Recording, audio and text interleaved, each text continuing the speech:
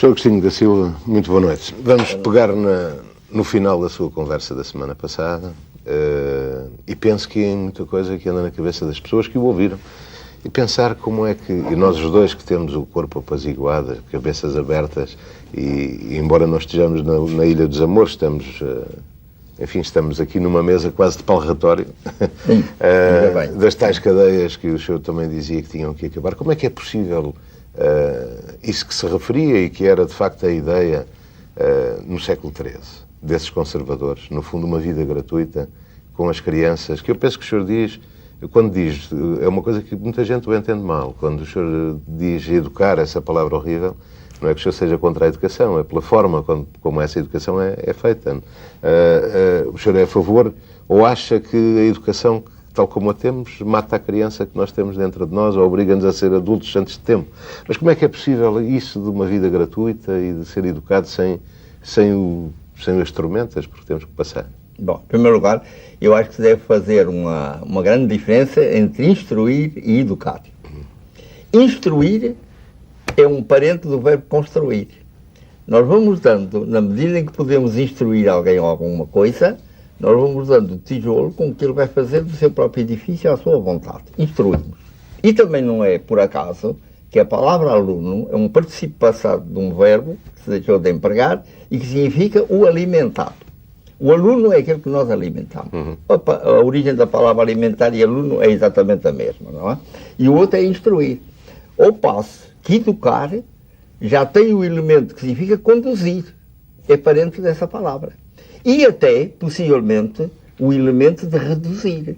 De maneira que quando passamos do instruir para o educar, nós não estamos a dar tudo o que é necessário para ele construir um edifício à sua maneira, segundo o seu gosto, mas estamos sempre a ter o perigo de reduzir o que ele era para o habituar aos nossos costumes, para ele viver na nossa sociedade. Há outra maneira de fazer? Nenhuma outra.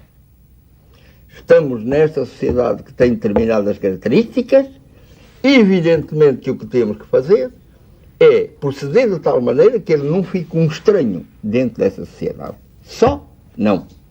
Porque agora já estamos pensando que há mais coisas para além disso. Que há o tal ideal de depois de realizarmos um empreendimento, deixar uma determinada profissão para sermos nós próprios. Que é, por exemplo, o que falta ao reformado. Porquê é que os reformados morrem tão facilmente? Porque quando eles deixam de ser os trabalhadores de um determinado setor, eles apenas têm para viver a recordação disso. E é uma saudosa recordação. Porque cai sobre eles o tempo livre, que é a carga mais pesada que alguém pode ter na sua vida, e não lhes resta nenhuma ocupação, senão às vezes definharem molemente e melancolicamente num cafezinho, chupando um cigarrinho triste. Então, é alguma coisa que se tem que ver desde hoje, e desde hoje modificar. É preciso que a um tempo, o menino que nasce hoje, saiba, se for preciso, cumprir uma determinada profissão, realizar um determinado trabalho. Às vezes relativamente fácil, e que ele pode aprender mais facilmente do que pode aprender hoje a manejar uma peça de artilharia ou um instrumento de engenharia qualquer para uma construção militar ou não. Por outro lado, nós temos também que o guiar para o futuro, para lhe dar a ideia do que vai ser o futuro, e lhe dizer, há todas as probabilidades do menino ficar reformado, já ter nascido reformado provavelmente, nunca mais ter emprego, ou ser reformado antes de tempo, que haverá tanto trabalhador que a gente pode dar a cada um 5, 10 anos de trabalho e depois o larga. Então o que você precisa de ter é alguma coisa de si mesmo, para a qual tenha aprendido os meios de expressão. Se é um poeta que vai escrever, como a criança, ou um músico, ou qualquer coisa. Como a criança nunca tem tempo para brincar. Saber ter a possibilidade de depois se exprimir por aquele meio. E já se está fazendo. Já. É o que se está fazendo nas escolas portuguesas mesmo, não é? Pode-se aprender o currículo que permite a nós depois ir para o secundário, estamos no primário, passar ao nível superior de estudos inteiramente seguros do caminho que percorremos e, simultaneamente, guardarmos para nós, dentro de nós, para quando nos reformarmos, ou para todo o momento que estivermos livres, a tal capacidade de criar uma coisa que nunca ninguém tinha criado no mundo. Então temos que ser, ao mesmo tempo, soldados e poetas. Camões andou nisso, por exemplo. Vários portugueses andaram nisso e se deram muito bem. Conseguiram juntar as duas coisas, não é? A guerra, a ocupação de algum local e a poesia que iam fazendo como se tivessem desprendido disso. Não é? O que os levava, por vezes, a ter filosofias diferentes conforme nós... Conforme o que viviam. Claro. No Camões encontramos vestígios do Aristóteles e encontramos vestígios do Platão. Eu costumo dizer, quando ele estava seguro, sólido, comendo bem, com bons amigos e tal, ele era todo o Aristóteles, não é? Então, quando as coisas estavam mal, ia para o Platão, para se escapar para o Portanto, vácuo. o drama do Fernando Pessoa foi ter escrito sobre o que não viveu. Diga? O drama do Fernando Pessoa terá sido escrever sobre o que não viveu. É a diferença em relação... Afinal, o que é que ele viveu? Ele provavelmente viveu a companhia do Ricardo Reis e do Caeiro. E talvez, de vez em quando, ele estivesse a conversar, ele, no Martinho, tendo em frente o Álvaro de Campos, de um lado o Ricardo Reis, do outro o Caeiro, e era uma excelente conversa entre aqueles quatro. Era uma tertúlia. Nós não temos ideia nenhuma do que era o Fernando Pessoa em si próprio. Nós podemos dizer o que era cada um dos poetas que ele criou ou foi, pelo que eles deixaram escrito. Podemos fazer as características deles, não é? Mas do Fernando Pessoa, não. Exato. Não sabemos o que é que ele era. Era uma multipersonalidade que apareceu, mas não com o aspecto doentio com que os psiquiatras tratam a dupla ou tripla ou décima, não sei que, personalidade com que as pessoas aparecem, não é? Mas realmente que, aliás, podia ser isso ou um criador puro, não limitado pela sua própria vida.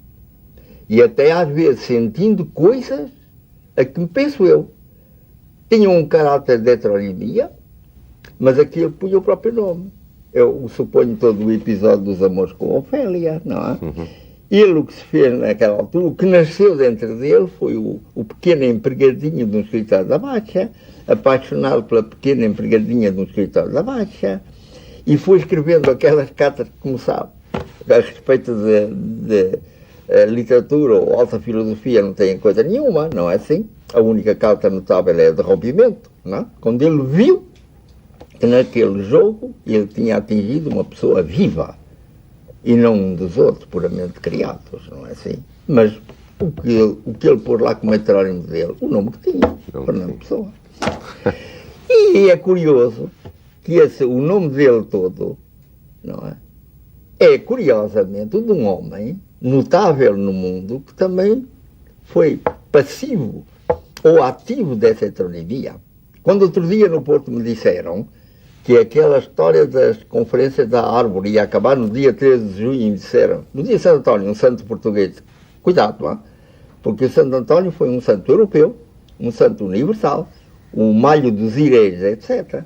Ao passo que o verdadeiro santo português foi o heterónimo que ele deixou em Portugal, o Santo Antoninho. Esse sim, Santo António não. Santo António é um santo universal, teólogo e variadíssimas outras coisas, não é? Agora o Santo Antoninho, do Guaidarico e do Bom Vinhito, não é? Esse é verdadeiramente um santo português. O professor acha que Lisboa continua a impor a este país o estrangeiro? Como sede do governo, que é e sempre tem sido ao longo da nossa história, e muito mais faz isso do que projetar Portugal nesse império dos sonhos e dos sorrisos das crianças que o senhor nos fala. Quer dizer, o político tem a obrigação e a tarefa terrível e difícil de se colocar nitidamente dentro do tempo em que realmente vive, não é? Todo profeta daria um mau político, não é? Então, ele tem naturalmente que estar submetido a uma série de influências, e como se trata da capital do país, naturalmente é o ponto onde essas influências vão partir para o resto do país. Mas na realidade, o que tem que haver junto com o governo é um outro poder, não se trata de um contrapoder, mas de um equilíbrio do poder de tal modo que as pessoas façam o contrário. Se fixem naquilo que pensam que é nacional, aceitem do estrangeiro aquilo que têm que aceitar, um carro mais veloz ou um remédio muito mais eficiente que outro, mas sempre contraponham que aquilo é alguma coisa que se tem que usar, mas não é uma coisa que se tem que viver. O que se tem que viver é o próprio. E aí não há nada que acusar os políticos de tudo aquilo. Eles estão realizando a sua tarefa. Realizem os que não são políticos, isto é. Como é que eu defino um não político? É aquele que de nenhuma maneira quer tocar ou que o toque alguma coisa que tenha a ver com o poder. é aquele que é tão venerador da humanidade dos homens que não quer ter poder nenhum sobre eles, embora de vez em quando tenha que haver acontecimentos que parecem infringir isso. Outro dia, no Porto, a discussão que houve foi, tendo o Martim de Albuquerque muito bem marcado, que foi sempre constante no pensamento português, a defesa da liberdade de todos os homens, fossem eles de que país fossem, de que hemisfério fossem, ou de que cor fossem, ao mesmo tempo faziam escravos. De vez em quando, embora dissessem que fosse para salvar as almas. Não é? Como é que essa coisa se junta? Sim, os portugueses tinham aquela doutrina, simplesmente de vez em quando eram confrontados com um problema que resolviam a seu modo. Por exemplo, podiam ter sido confrontados com esse problema de realmente salvar as almas daqueles mouros, daqueles iréis, daqueles pagãos, não é? E a possibilidade era trazê-los e mantê-los nas casas para que eles fossem convertendo, fossem tomando os costumes dos cristãos, etc. E depois vem a biografia de muitos que efetivamente se tornaram cristãos. Depois, quando nós olhamos isso no passado, esquecemos muita coisa no presente. Porque a economia está misturada a tudo e imperando sobre tudo. Quando outro dia muita gente se espantava quando disse que aceitava perfeitamente que os portugueses há um tempo achassem que estavam salvando as almas dos mouros e servindo-se deles corretamente e legalmente como criados gratuitos, não é? E de acordo com, porque era a moral um pagamento, das circunstâncias. Um pagamento que eles faziam. E quando as pessoas se admiram disso, como é que acham, quando os meios do melhor que há, como humanidade e como ciência, nos salva o corpo, efetivamente nos salva o corpo, mas ao mesmo tempo salva os honorários que lhe devemos. É que a economia se meteu de tal modo em todas essas coisas que nós já não podemos separar. O que podemos é ter o ideal de um dia, nunca mais ninguém, reclamar honorários por isto ou por aquilo, porque não precisa, não é por virtude, não é? Realmente não precisa. É a tal sociedade gratuita que nos falava, do século XIII e dos conservadores e da Igreja do século XIII. Que os homens queriam, na verdade. Porquê que a Igreja foi contra essa teologia? Era uma teologia do inesperado. O Espírito Santo é a pessoa de Deus na qual está o domínio do inesperado. Daquilo que parece ser a liberdade pura e não o destino. Mas naquele momento em que o Joaquim Fiori proclamou essa coisa na Itália e os portugueses aceitaram com uma alegria, um júbilo realmente extraordinários, o que acontecia é que efetivamente se entrava numa época histórica em que o que era preciso era ver a continuidade das coisas e não adorar o inesperado. E então a Igreja, percebendo esse momento da história, por exemplo, exportou e impôs em Portugal aquilo que achava que era realmente o entendimento ortodoxo que tinha que ter da doutrina. Não era a supremacia do Espírito Santo, era o conjunto de Deus Pai, do Deus Filho e do Espírito Santo. Como, passando agora para um plano que nós vamos entender muito melhor, quando um Papa deu ordem aos franciscanos, a ordem dos franciscanos para ser rica, dos franciscanos, cujo patriarca tinha sido o poeta da pobreza, a poeta do abandono do ter, para obter a liberdade. Porque uma coisa que é preciso marcar muito bem e começar a entender é que os votos eclesiásticos não são votos de submissão, são votos de liberdade. Quando um eclesiástico faz um voto de pobreza, e pode fazer um voto de pobreza um não eclesiástico, ele está se libertando da posse que o ter exerce sobre a pessoa que tem. E exige. E exige dela um determinado esforço, num determinado sentido. E a violenta, muitas vezes, quando o natural dela seria não se importar com o que tem ou com o que não tem. Ou quando se fala são muito mais livres. Ser é muito mais livre celibato, do que pode ser de várias maneiras e em várias circunstâncias, não é? A pessoa se está livrando de outra coisa. Está se livrando de que outros o possuam. Está livre de ser possuído. E na medida em que pode, livre também de tratar o outro como se fosse a posse dele. E depois chega o outro voto que então toda a gente acha que é uma coisa que prende a pessoa. É o voto de obediência. Que livra de uma coisa muito simples. livra da pessoa ser possuída por ela própria. E ter a ideia de que só serve para isto ou só serve para aquilo. Recebe uma ordem, cumpre. O capitão, na tropa, dá a ordem ao tenente ou ao sargento e ele não quer saber se posso fazer, se não posso fazer, se sabe, se não sabe, se é aquilo que lhe apetece ou não. Se concorda ou não. Vai, e faz. São ordens, não é? Como ordem. Ouvimos isso muitas vezes como desculpa. Uma das piores posses que a pessoa pode sofrer é estar possuída por si própria. Possuída pela ideia que tem de si mesmo e que pode ser errada.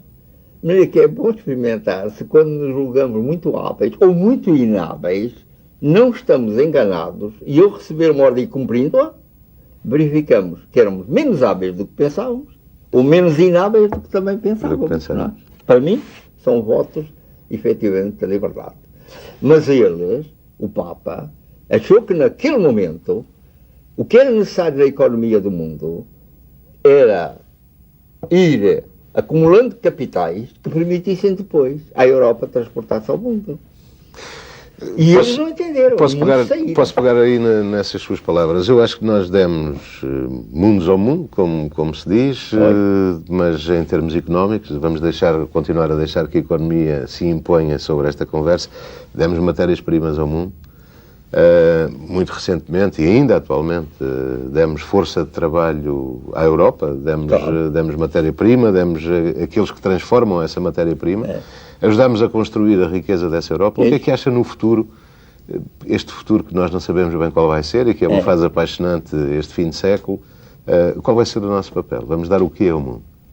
Vamos dar aquilo que temos de melhor, o sonho? Que é o de sonharmos continuamente e de, ao mesmo tempo, termos da vida um conceito objetivo e, quanto possível, vamos dizer, físico, ou se quisermos exagerar, matemático. Vermos o mundo tal qual é e, ao mesmo tempo, descobrirmos disso o que ele também é, mas é muitas vezes oculto aos outros.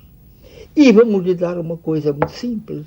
É que essa gente da Europa, por exemplo, e quando eu digo Europa, estou-me referindo a esta que está para lá dos Pirineus e vai até os Urais, mas estou-me referindo ao Canadá e aos Estados Unidos, que são a Europa para lá do Atlântico, ou estou-me também referindo à classe industrial japonesa, os fabricantes de automóveis e de piadas, essa coisa toda, que é uma Europa instalada no Japão, tendo aproveitado do Japão a capacidade militar dos japoneses de obedecerem. Simples neles, não é? Porque o ideal deles é ser o menos possível alguma coisa. É a coisa perfeita para entrar numa companhia, marcar o patrão da companhia, o gerente, o lugar em que ele deve estar segundo as suas qualidades ou os seus defeitos, né? Ir degradando, por exemplo, se ele não cumpriu uma... Não o pôr fora, porque ficava sem comer. Toda a vida. Mas ir pondo noutros lugares. E o homem se habituar àquilo, e ir a espetáculos que a companhia paga. Eu nunca no Japão consegui ver luta japonesa, porque o circo, o teatro, ou o que aquilo era, estava sempre ocupado por companhias, não é? E ter todo o cuidado de entrar à mesma hora que entra o gerente, para cantarem todos juntos o hino da companhia, e acabar até por ir dormir o sono por aí fora, no mausoléu da companhia. Não é verdade? Toda aquela coisa está organizada assim, e portanto, com tal eficiência, que hoje a perplexidade do Japão é estar rico querendo ser pobre. Ele que não, cada um daqueles homens não queria ser nada, e é pelo menos muito rico. E eu me lembro muito bem de ter sido chamado à Escola Normal de Tóquio para se discutir com os professores da escola qual ia ser a sorte do Japão, em que havia essa esquizofrenia. Não é? Metade do dia eram americanos trabalhando mais que americanos, a outra metade do dia eram japoneses procurando trabalhar menos que ninguém. E, por um lado, isso, o de querer não ser nada, não ter dinheiro, nada a pesar sobre ele, e, efetivamente, o dinheiro se ia acumulando. Como é que isso vai acabar? Não se sabe. Mas também são hoje quem mais preocupação tem com o lazer, com os tempos livres, claro, com a liberdade do espírito. Porque eles sabem perfeitamente, porque são budistas, eles sabem perfeitamente que a coisa vai nesse sentido. E foi por isso exatamente que não se deu o ajustamento entre a pregação dos magníficos jesuítas portugueses que foram para lá e a gente japonesa. Os japoneses se converteriam todos ao cristianismo se os jesuítas os deixassem ser ao mesmo tempo budistas e do Shinto. Tudo junto. Porquê? Adotar apenas uma das coisas da vida. Vamos adotá-las a todas, não é? Sr. Professor, nós estamos, eu não sei se serei correto em dizer que estaremos talvez num grande parênteses da história. Temos por trás um passado com referências certas, seguras, e temos à frente um futuro que não sabemos o que é que vai ser. Vai ser aquilo que todos nós fizermos dele. O que é que pensa que vai acontecer a este mundo? O que é que vai ser o mundo? Fala-se, enfim, da história. Tenho lido aí análises estranhíssimas sobre todo este período, que eu acho que é mais apaixonante, porque não é o fim da história, é o nascimento de qualquer coisa de diferente, ou o aproximar de qualquer coisa mais humano, com sobressaltos e com custos e baixas, como nas guerras, mas o que é que vem aí? Quando nós falamos do futuro, quando eu próprio digo que o futuro será de tal maneira, estou apenas a dar a ideia de um presente melhorado ao máximo que eu possa imaginar. Mas nada garante que esse seja o futuro. E que o futuro não vai para além daquilo que eu não posso nem sequer imaginar. Uma coisa que hoje se pode adotar como filosofia do universo é que há não só, filosofia e física do universo, é que há não só aquilo que nós entendemos dele, mas outras muitas maneiras de entender. E é curiosíssimo que se nós juntarmos e compararmos as duas palavras com que podemos designar um certo objeto das nossas atenções, podemos chamar ou universo ou mundo. No universo, a palavra indica que todas as coisas estão ali juntas. É, dos vários lados, o movimento para ser um universo. E mundo, que todos nós tomamos como um substantivo, é efetivamente um adjetivo. Mundo significa limpo. É o Camões que fala nas mundas almas. Nas almas que podem ir para o paraíso eterno. As almas limpas. Então o que é o mundo diferente do universo? O mundo, chamamos nós, aquilo que entendemos do universo. Como se considerássemos o outro exatamente como o antônimo da palavra mundo. Isto é, imundo.